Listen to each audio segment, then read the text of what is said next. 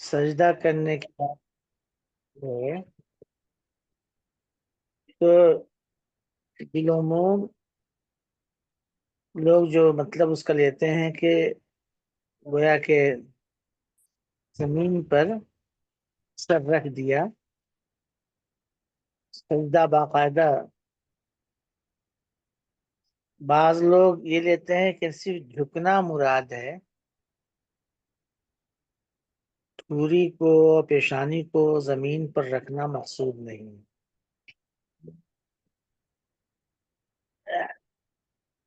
تو یہ آیت جہاں بھی آئی ہے تو یہ اختلاف رہا ہے۔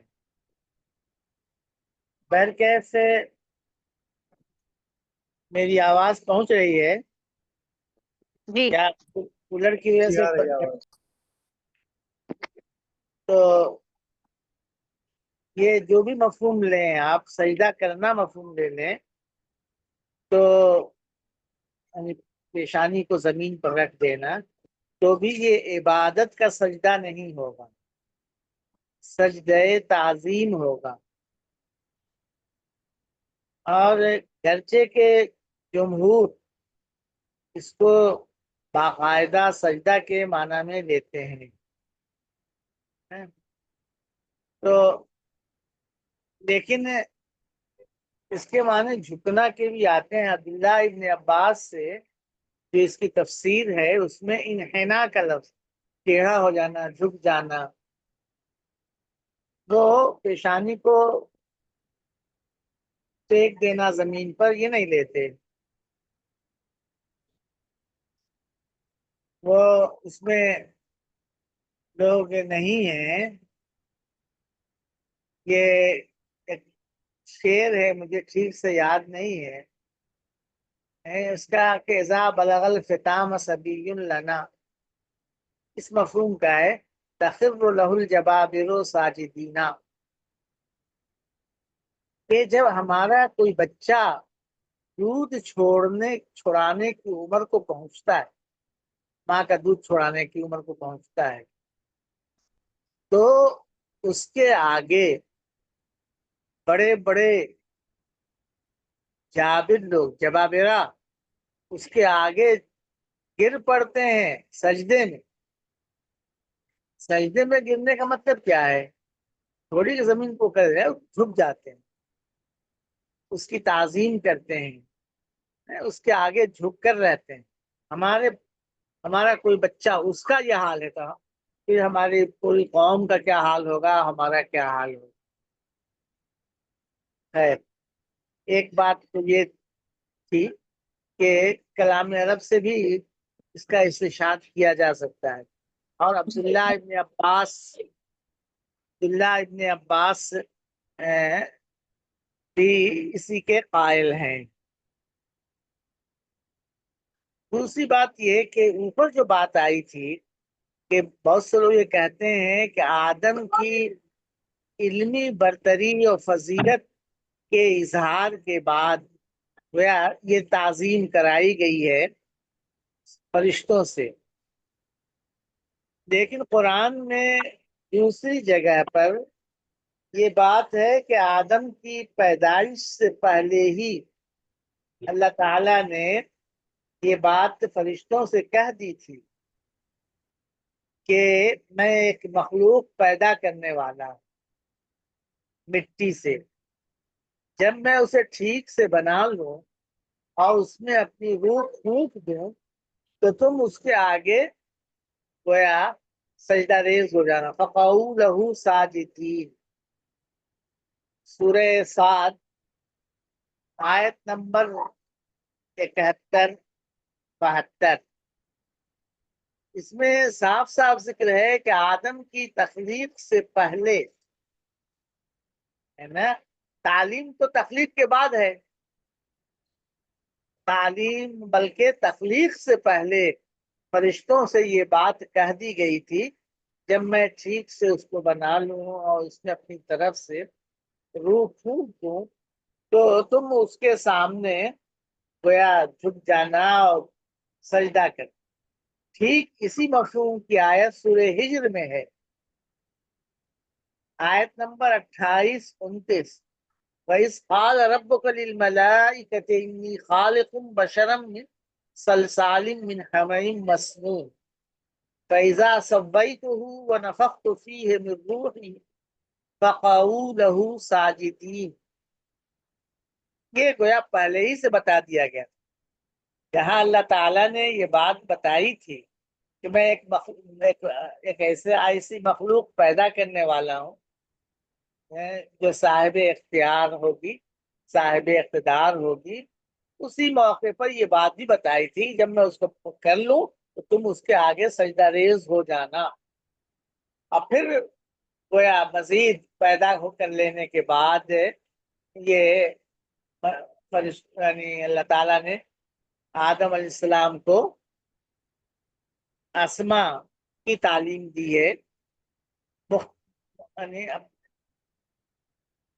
اسما کی تعلیم۔ اسما کا مطلب کیا ہے کہ کوئی چیز ہوگی جس کا نام ہوگا تو یعنی یا تو ساری چیزوں کے نام یا آدم کی ذریت کے نام، اور اس سلسلے میں اختلاف آپ کے سامنے۔ اب آگے ہم لوگ چل رہے تھے، وَقُلْنَا يَا آدَمُ اسْكُنْ أَنْتَ وَزَوْجُكَ الْجَنَّةَ۔ پھر گویا آدم کی تخلیق ہو گئی، فرشتوں کا امتحان ہو گیا، فرشتوں نے سجدہ کیا، ابلیس نے انکار کر دیا، چونکہ اس کے پہلے سورہ بقرہ سے پہلے سورہ اعراف، سورہ طٰہٰ اور بہت سی صورتیں آ چکی ہیں، 7-8 جگہ ذکر ہو چکا ہے، 6-7 جگہ۔ اس وجہ سے یہاں پر تفصیل نہیں کی ہے۔ ابلیس کو راندہ درگاہ کر دیا گیا تھا، اسے پوچھا گیا تھا کیوں سجدہ نہیں کیا، تو اس نے اپنی نسلی برتری کا وہ کیا تھا کہ میں اس سے بہتر ہوں، تو نے مجھے آگ سے بنایا ہے، ان کو مٹی سے بنایا ہے، میں سجدہ کیسے کر سکتا ہوں، نسلی غرور میں آ گیا۔ اس کے بعد اللہ تعالیٰ نے حضرت آدم سے کہا، دیکھیے حضرت آدم کے سامنے یہ مظاہرہ ہوا ہے سجدہ کرنے کا، فرشتوں نے سجدہ کیا ہے، آدم نے سجدہ نہیں کیا۔ آدم کی تخلیق سے پہلے حکم دے دیا گیا ہے سجدہ کرنا، جب میں پورے طور پر بنا دوں، روح ڈال دوں اس میں، تو آدم کے سامنے ہوا ہے۔ آدم کو مشاہدہ کرا دیا گیا کہ یہ دیکھو ابلیس تمہارا دشمن ہے۔ اس کے بعد ہم نے کہا کہ اے آدم، تم اور تمہاری بیوی اس جنت میں رہو۔ جنت سے مراد کیا ہے، اس کے بارے میں شروع سے اہل علم کی 2 رائے رہی۔ ایک رائے تو یہ ہے کہ عام طور پر اس کے قائل لوگ ہیں، جمہور مفسرین، وہ یہ کہ وہی جنت ہے، جنت الفردوس، جو آخرت میں مومن لوگوں کو دار الثواب اور دار الخلد کے طور پر ملے گی۔ اس جنت میں حضرت آدم علیہ السلام کو رکھا گیا تھا، ان کی بیوی کو۔ اور کچھ لوگ ہیں جو یہ کہتے ہیں کہ اس دنیا ہی میں کوئی باغ تھا اور اس باغ میں ان کو رکھا گیا تھا۔ یہ 2 طرح کے شروع سے، دور اول سے یہ 2 خیال چلے آ رہے ہیں۔ جو لوگ یہ کہتے ہیں کہ وہ جنت ہے جو آخرت میں ملے گی، ہے نا، جو دار الثواب ہے، دار الخلد ہے، جس کو جنت الفردوس کہتے ہیں، تو وہ یہ دلیل دیتے ہیں کہ قرآن میں الجنہ کا لفظ اسی کے لیے آیا ہے، اس لیے گویا یہاں بھی وہی مراد ہونا چاہیے، الجنہ۔ لیکن یہ لوگ جو اس کے قائل نہیں ہیں وہ یہ کہتے ہیں کہ قرآن کریم میں جہاں الجنہ کا لفظ جنت الفردوس کے لیے آیا ہے، وہیں زمین کے باغ کو بھی الف لام کے ساتھ اس کا ذکر کیا گیا ہے. جیسے سورہ قلم میں ہے انا بلوناہم کما بلونا اصحاب الجنہ، ہم نے ان کی آزمائش کی ہے جس طریقے سے ہم نے اصحاب الجنہ کو باغ والوں کو آزمایا تھا. تو قرآن کریم میں الجنت کا اطلاق ہر جگہ جنت الفردوس پر ہوا ہے یہ کہنا صحیح نہیں ہے، بلکہ قرینہ سے، مقام سے، موقع و محل سے اس کی تعیین ہوگی کہ کہاں کیا مراد ہے. جو لوگ جنت الفردوس کے قائل ہیں وہ یہ دلیل پیش کرتے ہیں کہ حضرت آدم اور حوا کو جو ایک درخت سے کے پھل کے کھانے سے روکا گیا تھا، اس کے بعد سے جب انہوں نے پھل کھا لیا تو ان کو کہا گیا کہ جنت سے کہ اہبتو، حبوط کا حکم ہے، اہبتو اہبتو اہبتا، حبوط کا حکم ہوا. اور حبوط کے معنی آتے ہیں اترنا، یعنی بلندی سے، اونچائی سے پستی کی طرف آنا. اس سے لگتا ہے صاف کہ آدم علیہ السلام آسمانی جنت میں تھے اور وہاں سے گویا انہیں حبوط کا حکم ہوا ہے. اس کے جواب میں یہ لوگ یہ کہتے ہیں جو زمین کے باغ کے قائل ہیں، وہ کہتے ہیں کہ حبوط کے معنی جہاں یہ آتے ہیں کہ اترنا بلندی سے نیچے کی طرف، یہی نہیں آتا، بلکہ حبوط کا استعمال مطلق ایک جگہ سے دوسری جگہ منتقل ہونے کے لیے بھی آتا ہے. خود قرآن میں اسی سورہ میں آگے چل کر آ رہا ہے اہبتو مصرن، اہبتو مصرن. یہاں پر صاف ہے کہ کسی شہر میں چلے جاؤ، وہاں چلے جاؤ. تو پھر اگر اس کو تسلیم بھی کر لے کہ ہمیشہ بلندی سے اترنے کے لیے ہی آتا ہے، تو آدم علیہ السلام کو وہ جنت پہ رکھا گیا تھا، اس سے آسمانی جنت کا ہونا ضروری نہیں، لازم نہیں آتا. اس بات کا بھی امکان ہے کہ وہ زمین پر ہی آس پاس کے بنسبت اونچی زمین رہی ہو، اونچے حصے میں رہی ہو. یہ لوگ جو یہ کہتے ہیں کہ اس سے مراد یہ ہے زمین کی جنت ہے اور یہی کا کوئی باغ تھا، وہ یہ دلیل دیتے ہیں کہ اہل علم اس بات پر متفق رہے ہیں کہ آدم علیہ السلام کی تخلیق کہاں ہوئی تھی؟ زمین پر ہوئی تھی. اسی ساری چیزیں جس کا ذکر ہے وہ زمینی کی چیزوں کا ذکر ہے.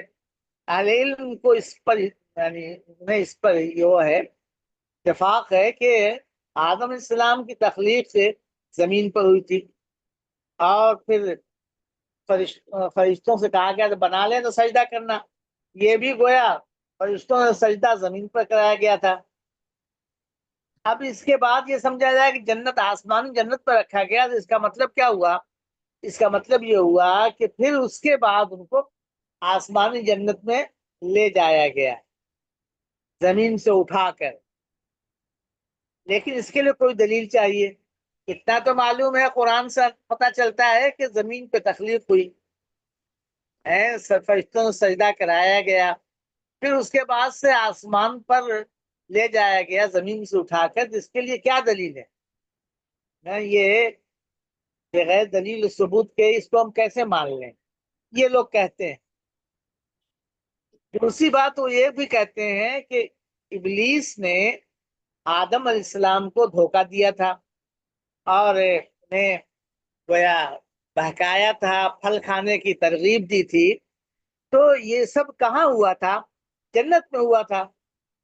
آدم علیہ السلام جنت میں اگر تھے اور آسمانی جنت میں تھے تو ابلیس کا داخلہ وہاں کیسے ممکن ہوا؟ جبکہ وہ راندہ درگاہ ہو چکا ہے، مردود و مقرود ہو گیا ہے. یہ سمجھ میں بات نہیں آتی ہے. اس لیے یہ لوگ کہتے ہیں کہ لہٰذا یہ جنت زمین پر ہی ہوگی، اور بائبل وغیرہ کو بھی اپنے ثبوت کے طور پر یہ پیش کرتے ہیں. یہ جنت کے سلسلے میں یہ دو طرح کی آراء ہیں. میرا رجحان یہ ہے کہ یہ جنت مخصوص جنت تھی نا، اور جنت اور دوزخ دونوں کے بارے میں قرآن جس طریقے سے ذکر کرتا ہے وہ یہ ہے کہ وہ تیار ہے. عدت للکافرین وعدت للمتقین وغیرہ کے جو الفاظ آتے ہیں تو تیار ہے، وہ ہوگی، وہیں رکھا گیا ہے. اگر یہ دنیا کی کا کوئی باغ مراد ہے تو اس سے نکلنے کا مطلب کیا ہے؟ حضرت آدم کو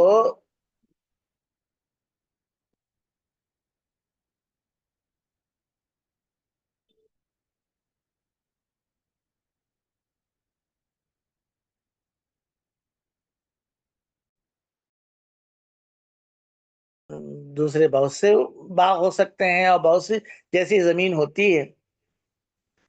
اس لیے میرا رجحان جو ہے وہ جمہور کی طرف ہے کہ آسمانی جنت ہی ہوگی. ضمنی طور پر ایک بات اور شاید بتا دی تھی میں نے کہ اسکن انت وزوجک الجنہ، تم اور تمہاری بیوی جنت میں رہو. تو یہ جملہ بتا رہا ہے کہ جنت میں سکونت کے سے پہلے ہی حضرت آدم کی اہلیہ محترمہ حضرت حوا کو جو ہے وہ پیدا کر دیا گیا تھا. اور بہت ساری جو روایتیں آتی ہیں وہ روایتیں گویا ان کی کوئی وہ نہیں ہے، اسرائیلیات ہی سے ان کا تعلق جوڑتا ہے. اکیلے تھے، بے چین تھے اور کیا کیا.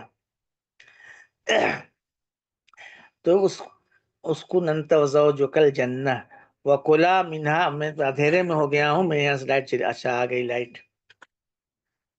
وکلا منہا رغدن حیث شئتما، رغدن مفعول مطلق ہے. رغد یرغدو، رغدن کے معنی ہوتے ہیں زندگی کا خوشحال ہونا، آسودہ حال ہونا، کسی چیز کی آسودگی، وسعت، کشائش، کشادگی. تو اس میں سے کھاؤ فراغت کے ساتھ، نہ کم ہونے کا ڈر ہے نہ ختم ہونے کا ڈر ہے. جتنا چاہو اتنا کھاؤ، حیث شئتما، جہاں بھی چاہو. یعنی یہ پورا باغ تمہاری تحویل میں دیا گیا ہے، تو جہاں چاہو وہاں سے تم کھا سکتے ہو. رغدن مفعول مطلق میں نے کہا، اکلن رغدن، ویسے مفعول بہی بھی بنا سکتے ہیں، زیادہ بہتر وہی ہے، تب اوکل ہو جائے گا، اوکولن رغدن. کھاؤ اس میں سے کشادہ کھانا، کشادہ کھانے کی چیز، وسعت والی. حیثو یہ اس میں زمان ہے، جملے کی طرف اضافت ہو گئی ہے، ظرف ہے. حیثو اسی طرح سے ضمہ پر مبنی ہوتا ہے. پورے اس کو کہہ دیا ولا تقربا هذه الشجرہ، اس درخت کے قریب نہ جانا. کسی خاص درخت کی طرف اشارہ کر کے فرمایا گیا کہ اس درخت کی طرف نہ جانا، اس سے قریب نہ ہونا. قریب نہ ہونے کا مطلب اس کو چکھنا نہیں، اس کا پھل نہیں کھانا. مبالغہ پیدا کرنے کے لیے یہ بات کہی کہ اس کے قریب نہ ہونا ہے نا. تو گویا اس کے قریب ہونے سے بھی روکا گیا. اصل مقصود یہ ہے کہ اس کا پھل نہ چکھنا. یہ جو بھی درخت ہو، کون سا درخت تھا اس کی تعیین ہمارے لیے لا حاصل ہے. کسی نے کہا گیہوں، کسی نے کہا انجیر، کسی نے کہا کچھ، کسی نے کچھ کہا. کسی نے کہا کہ خیر و شر کی معرفت کا درخت تھا، کہ اس کا پھل کھا لینے سے گویا کہ خیر و شر کی معرفت ان کے اندر پیدا ہو گئی. یہ بالکل سے شاید توریت میں اسی طرح کا ذکر ہے. تو یہ تو اگر ان کے اندر، حضرت آدم کے اندر خیر و شر کی معرفت نہیں تھی تو پھر امتحان کیسا ہے؟ اتنا بھی آپ ان کو وہ نہیں تھا. بعد میں اس درخت کے کھا لینے کے بعد یہ چیز پیدا ہوئی اور ان کے سطر کھل گئے، اس کو سمجھ میں آیا. یہ سب خامخواہ کی بات لگتی ہے، اس کی تعیین کی بھی ضرورت نہیں ہے. فتکونا من الظالمین، فتکونا من الظالمین، یہ لا تقربا جو نہیں ہے اس پر، اس کے جواب پر فے آیا ہے اور اس کی وجہ سے وہ خفیف ہے. ایسا نہ کرنا ورنہ تم ظالم لوگوں میں شامل ہو جاؤ گے، ہے نا؟ اپنے اوپر بھی ظلم کرو گے اور وہ اپنا نقصان کرو گے. فتکونا ورنہ، فتکونا من الظالمین. یہ یاد رکھیے گا کہ فا جو ہے لا تقربا جو نہیں ہے اس کے جواب پر آیا ہے فا، اور اس کی وجہ سے وہ خفیف ہے. جی، یہ ہدایت کر دی گئی تھی، لیکن اس ہدایت کے بعد بھی حضرت آدم سے لغزش ہو گئی. آگے چلیے.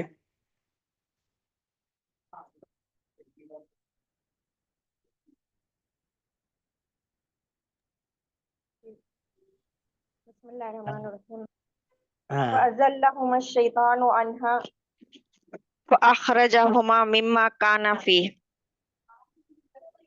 جی، پھر دونوں کو بہکایا شیطان نے.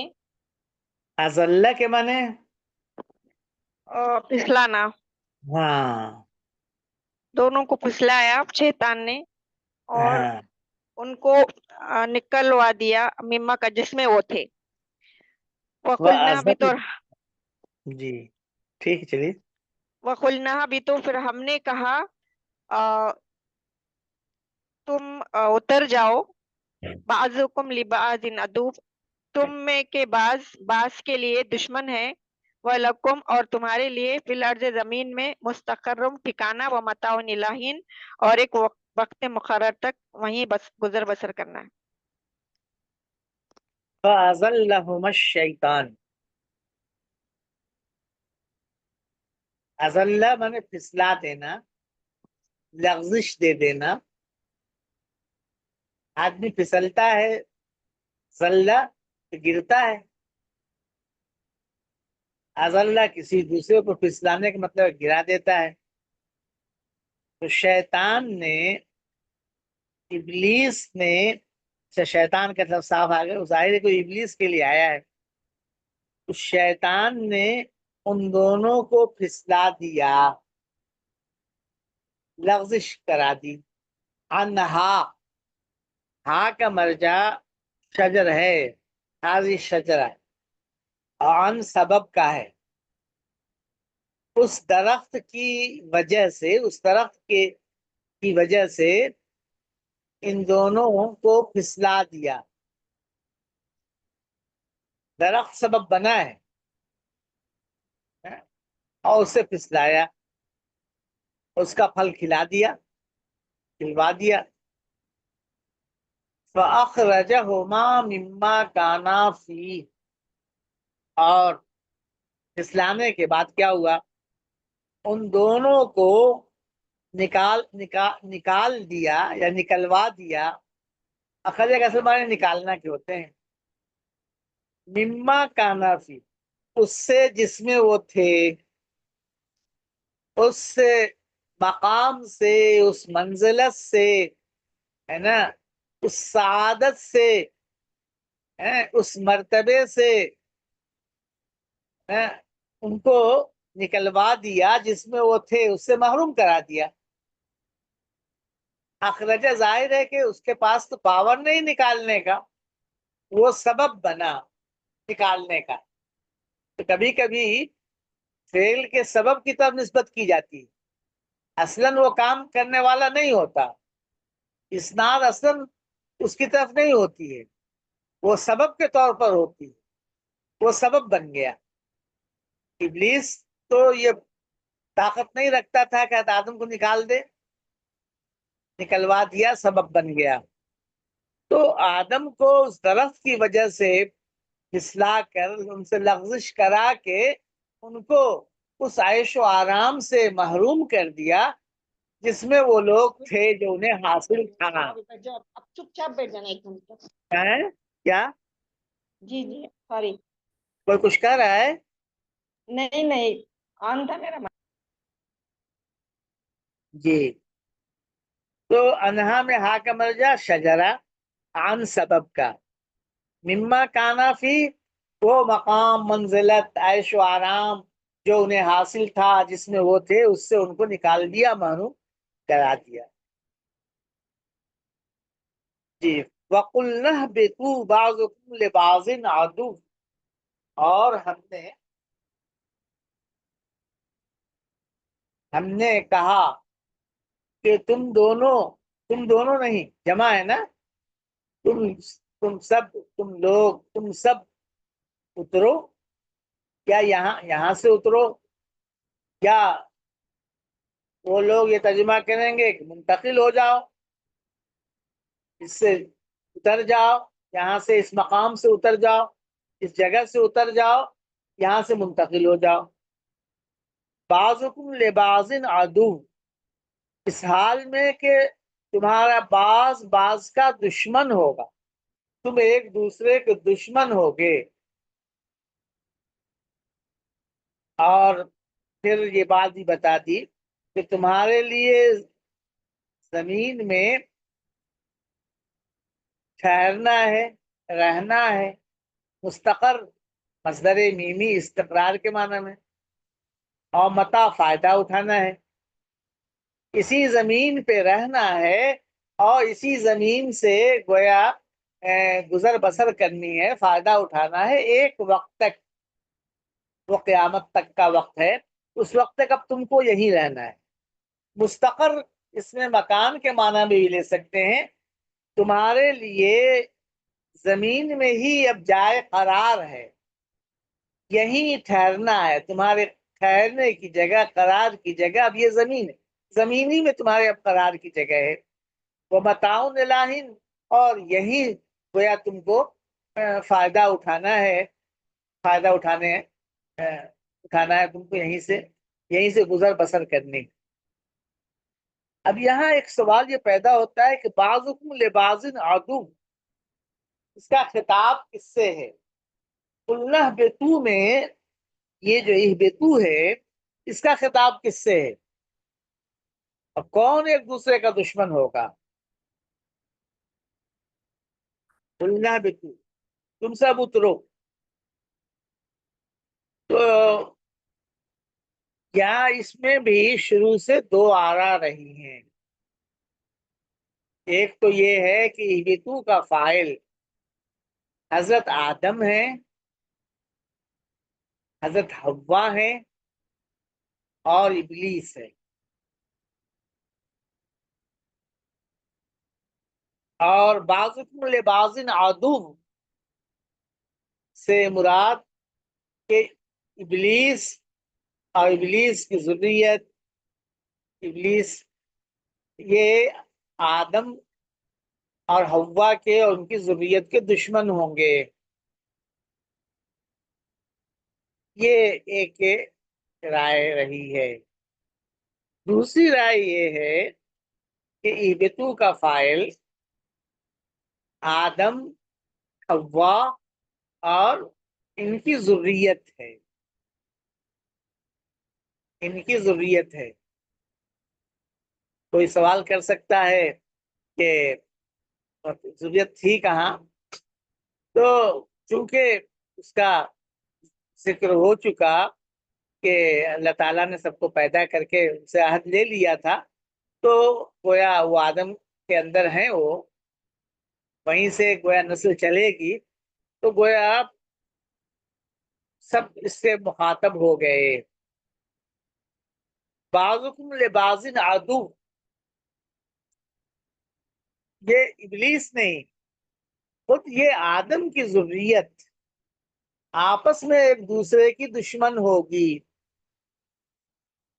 کچھ لوگ اللہ تعالیٰ کی عبادت، بندگی، اقامت، شہادت، خلافت کے علم بردار ہوں گے، اور کچھ لوگ اقتدار پا کر خدا سے بغاوت اور سرکشی کریں گے آدم کی اولاد ہی میں سے، تو یہ دنیا انہی کی کشاکش سے بھری ہوگی، یہ آپس میں ایک دوسرے کے دشمن ہوں گے، ایک طرف خدا کے وفادار بندے ہوں گے، دوسری طرف خدا کے باغی بندے ہوں گے۔ آدم کی ذریت ہی دو حصوں میں بٹ جائے گی، یہ شروع ہی سے بتا دیا گیا تھا، اس لیے کہ انسان کے اندر خیر و شر دونوں کا مادہ رکھا گیا ہے، اور ابھی آدم سے جو غلطی ہوئی ہے اس میں بھی گویا اس سے بھی یہ بات ثابت ہوئی کہ انسان گویا غلط چیز کی طرف مائل ہو سکتا ہے۔ شروع ہی سے بتا دیا گیا کہ تم زمین پر جاؤ گے اور نوع انسانی دو گروہوں میں بڑھ جائے گی جو ایک دوسرے کے دشمن ہوں گے۔ دیکھیے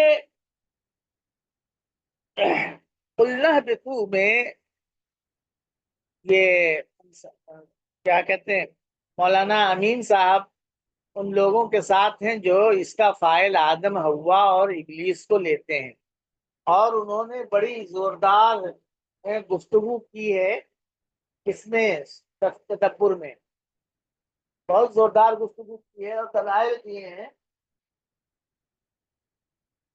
آپ اس کو اگر پڑھیں گے تو لگے گا ایسا کہ بھائی اب اس کی کوئی کاٹ نہیں ہو سکتی۔ میں دیکھتا ہوں مولانا مودودی نے کیا لکھا ہے۔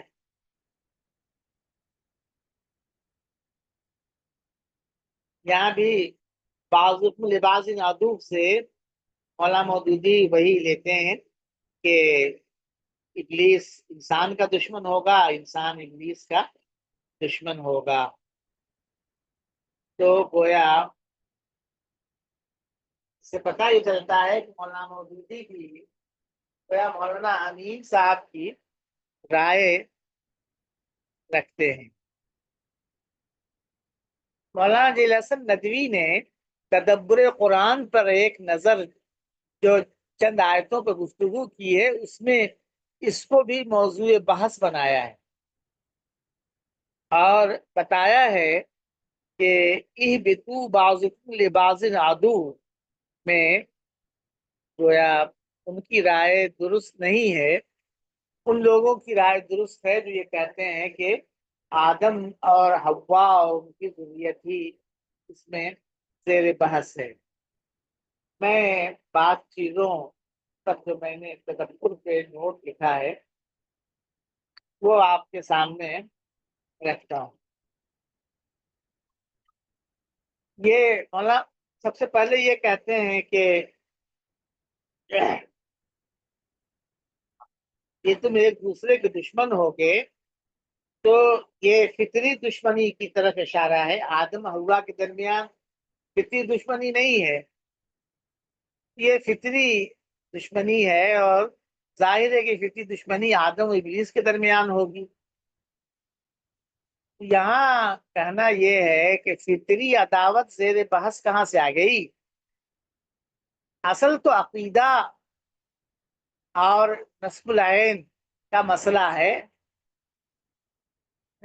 کس کا کیا عقیدہ ہے، کس کا کیا مشن ہے اور کس کا کیا نصب العین ہے، اس کی بنیاد پر گویا لوگ ایک دوسرے کے دشمن ہوں گے۔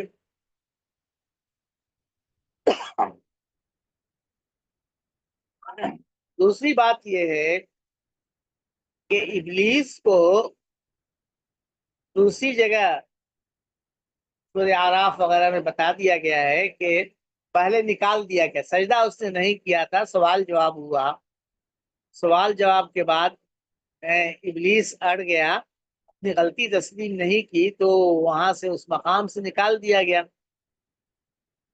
اب وہاں کہاں ہے وہ کہ اس سے کہا جائے کہ یہاں سے جاؤ، اترو یہاں سے؟ وہ تو ہے ہی نہیں وہاں۔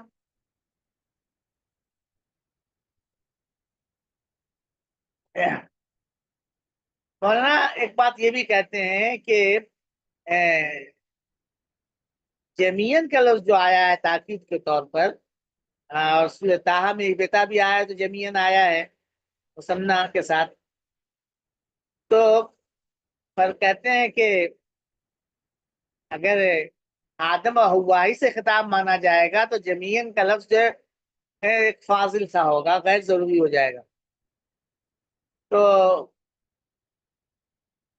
امین صاحب یہ کہتے ہیں کہ اگر جمین کے لفظ کو کا حق ادا کریں تو پھر یہ کہنا پڑے گا کہ آدم حوا کے ساتھ یہ حکم ان کی اولاد کے لیے بھی تھا، اولاد کے لیے بھی حکم تھا، یہ ایک طرح کا تکلف ہوگا،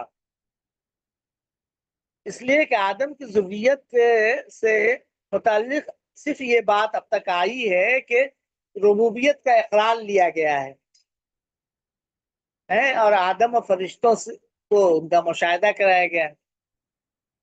تو اگر مولانا یہ بات تسلیم کرتے ہیں کہ ربوبیت کا اقرار لیا گیا ہے اور آدم اور فرشتوں کو ان کا مشاہدہ کرایا گیا ہے، تو اس کو سامنے رکھ کر آدم حوا اور ان کی ذریت کو خطاب سے خطاب لینے میں کیا چیز مانے ہو سکتی ہے؟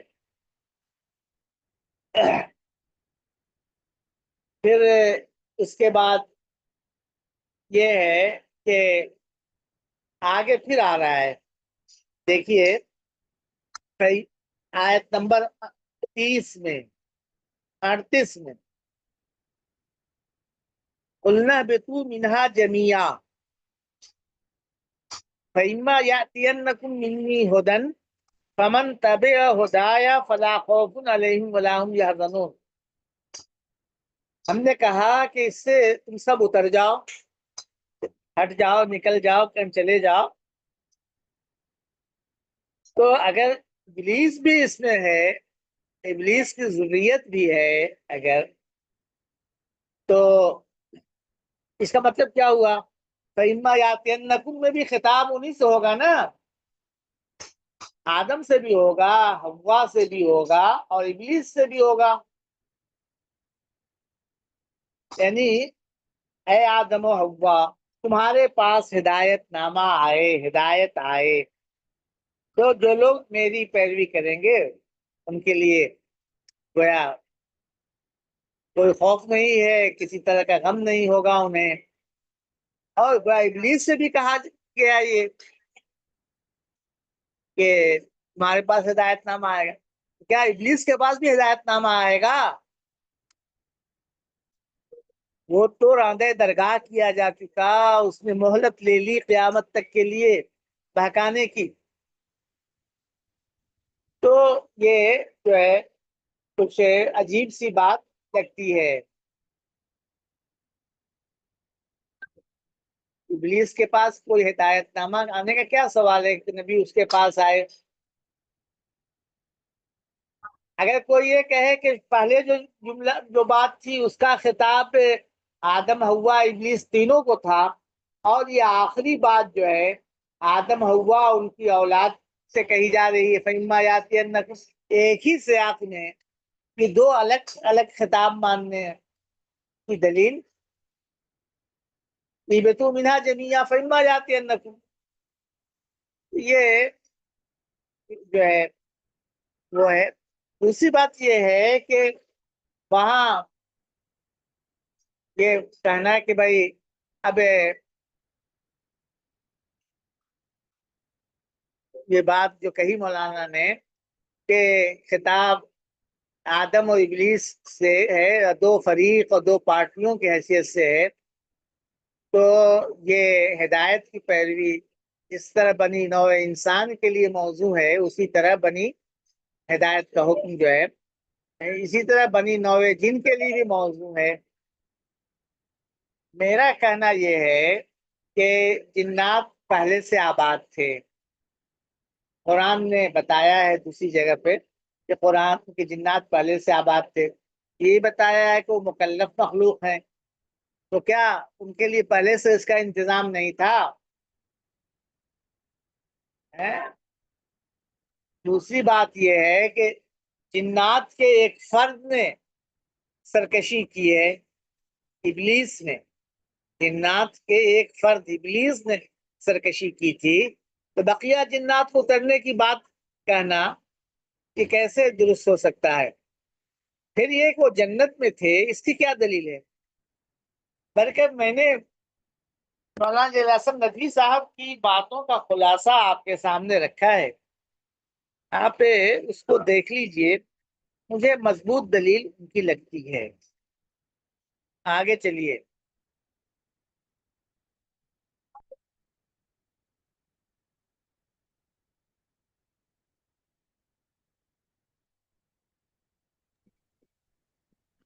وَتَلَقَّى آدَمُ مِن رَبِّهِ كَلِمَاتٍ فَتَابَ عَلَيْهِ إِنَّهُ هُوَ التَّوَّابُ الرَّحِيمُ۔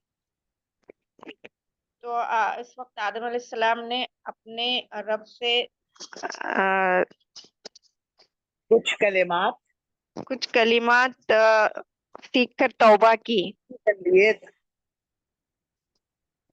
کچھ کلمات لے لیے، حاصل کر لیے، جی کچھ کلمات حاصل کر لیے، اور فتح علیہ تو اس پر انہوں نے توبہ کی۔ انہ هو التواب الرحیم، بے شک وہ یعنی اللہ تعالیٰ تواب، توبہ قبول کرنے والا، بہت زیادہ توبہ قبول کرنے والا، اور رحم فرمانے والے، برابر رحم اللہ فرمانے والے۔ توبہ کی نہیں، تابہ الہ نہیں ہے، تابہ توبہ قبول علیہ، کی، رب نے تابہ توبہ قبول کی۔ فتلقى آدم من ربه کلمات، آدم نے اپنے رب سے کچھ کلمات حاصل کر لیے۔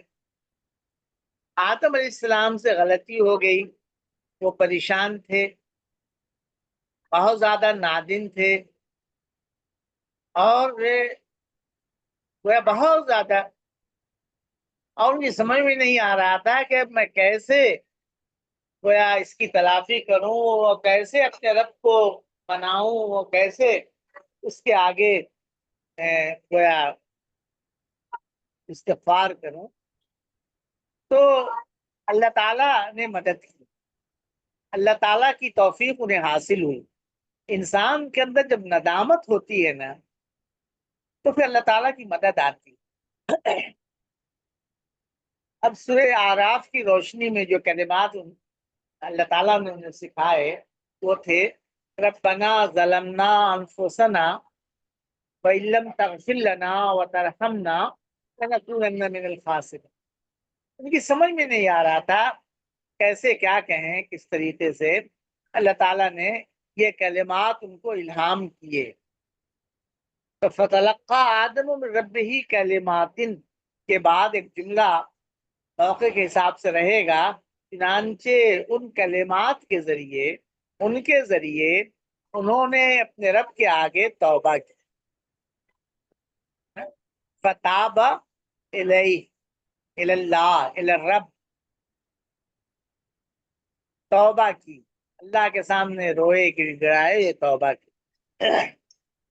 فتاب علیہ، تو اللہ ان کی طرف پلٹا اپنی رحمت کے ساتھ، اللہ اپنی رحمت اور مغفرت کے ساتھ اپنی یعنی ان کی طرف متوجہ ہوا، یعنی اللہ تعالیٰ نے ان کی دعا قبول کر لی۔ تابہ یہ اقبال یا اس طرح کا کوئی لفظ جس کا صلہ اعلیٰ آتا ہو، جس میں گویا کسی کی طرف متوجہ ہونے اور کسی پر شفقت کرنے وغیرہ کا مفہوم ہو، اس پر تضمین ہے، رحمت پہ نہیں ہے۔ لفظ رحمت کا صلہ، رحم یرحموں کا صلہ اعلیٰ نہیں آتا۔ بعض لوگوں نے لکھ دیا ہے کہ رحمت پر تضمین ہو گئی ہے، رحمت کا صلہ اعلیٰ نہیں آتا۔ رحم اللہ زیدن، اللہ زید پہ رحم کرے، اللہ زید نہیں کہتے، کوئی ایسا لفظ جس کے اندر کسی کی طرف متوجہ ہونے، شفقت کرنے، عنایت کرنے کا مفہوم ہو۔ اقبال کے اندر خود اقبال کا صلہ اعلیٰ بھی آتا ہے، رحمت کے ساتھ وہ ان کی طرف ترجمہ ہم رحمت کے ساتھ کر مفہوم کر رہی نہیں کہ لفظ رحمت ہم پر تضمین مانتے ہیں، رحمت کے ساتھ ان کی طرف متوجہ ہوا، شفقت کے ساتھ، یعنی اس نے ان کی توبہ قبول کر لی، اس لیے کہ آدم علیہ السلام کے اندر زبردست طریقے سے انابت ابھر آئی تھی اور سراپا و ندامت تھے۔ انہو هو التواب الرحیم، بلا شبہ،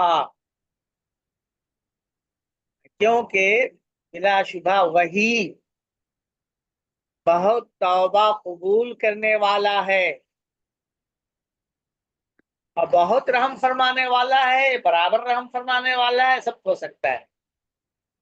تو تابہ الا اور تابہ علا دو الگ الگ استعمال ہے، اس سے صفت کا صیغہ تواب بنتا ہے، تواب کا استعمال بندوں کے لیے بھی ہوا ہے قرآن میں، اور اللہ کے لیے بھی ہوا ہے۔ واقع کے لحاظ سے ہم سمجھتے ہیں کہ کہاں کیا ہے، تواب کا لفظ تو دونوں کے لیے ہوگا، مفہوم الگ الگ ہو جائے، لیکن ہم خود سے اس کے لیے تائب کا لفظ اختیار کر لیں اللہ تعالیٰ کے لیے، تو یہ مناسب نہیں۔ جیسے جن صفات کا استعمال اللہ کے لیے ہوا ہے، ہم کو انہی صفات کو استعمال کرنا ہے اللہ کے لیے۔ تو یہ اللہ تعالیٰ نے ان کی توبہ قبول کر لی۔ آگے چلیے۔ قلنا اہبطوا منہا جمیعا، ہم نے کہا کہ تم سب یہاں سے اتر جاؤ، فَإِمَّا يَأْتِيَنَّكُمْ، پھر ہماری طرف سے، میری طرف سے تم کو کوئی ہدایت آئے، فمن تبعہ، تو تم اس کی اتباع کرنا، فلا خوف، تمہارے لیے پھر نہیں کوئی خوف ہوگا، ولا ہم یحزن، اور نہ وہ غمگین ہوں گے۔ فمن تبع، تو جو لوگ میری ہدایت کی پیروی کریں گے تو ان کے اوپر کوئی خوف نہیں ہوگا، کسی طرح کا کوئی اندیشہ نہیں ہوگا، اور نہ وہ غمگین ہوں گے۔ ہم نے ان سے کہا کہ تم سب یہاں سے اترو جاؤ، فَإِمَّا يَأْتِيَنَّكُمْ، ان اور ماں ہے نا، ماں تاکید کے لیے بڑھایا ہے۔ اس کے بعد قرآن میں ہر جگہ مضارع اثقل آیا ہے، نون تاکید والا، فَإِمَّا تَرَيِنَّ مِنَ الْبَشَرِ أَحَدًا،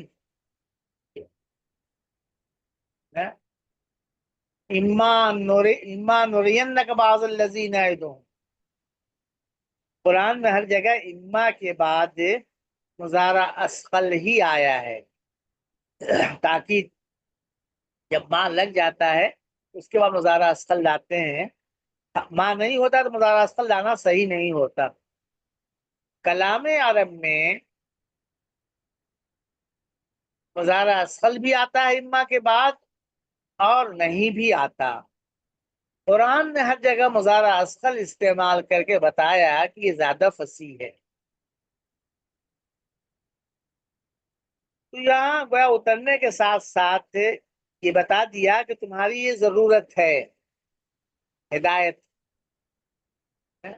تو اگر تمہارے پاس میرے پاس سے کوئی ہدایت نامہ آئے، کتاب آئے، رسول آئے،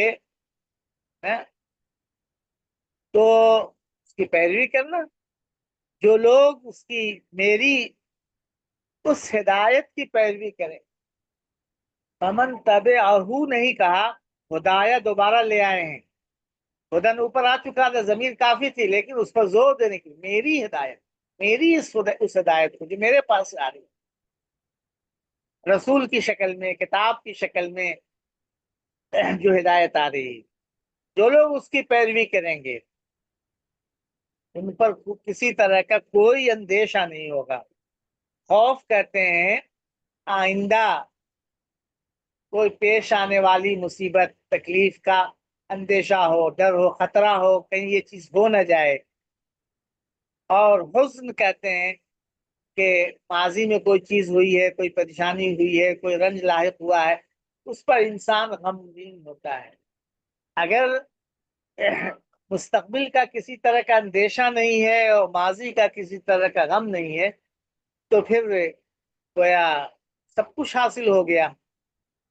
دنیا میں یہ چیز ممکن نہیں ہے. جنت کی تعبیر ہے یہ. جنت ہی ایسا مقام ہے جہاں یہ چیز حاصل ہوگی.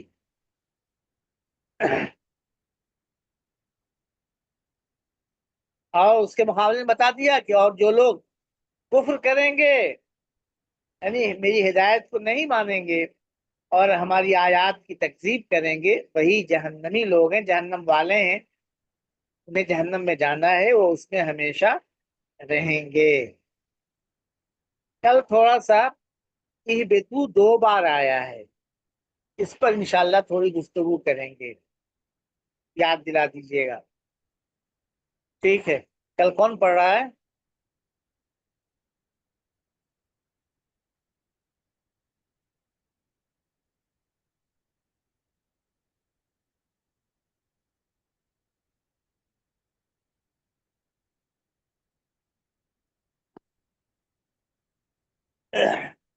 جی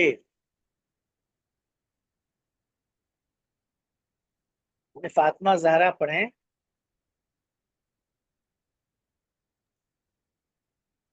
السلام علیکم. جی اچھا پڑھ لیں جی جی پڑھ لیں گے. ٹھیک ہے، اچھی بات.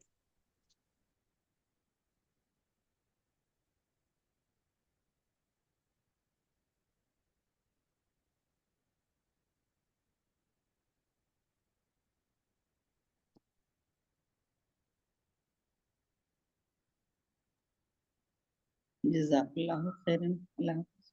آواز نہیں آ رہی. جزاک اللہ بولیے بس. کوئی کچھ کہہ رہا ہے؟ نہیں حضرت جزاک اللہ بولی بس. جزاکم اللہ. جی ٹھیک.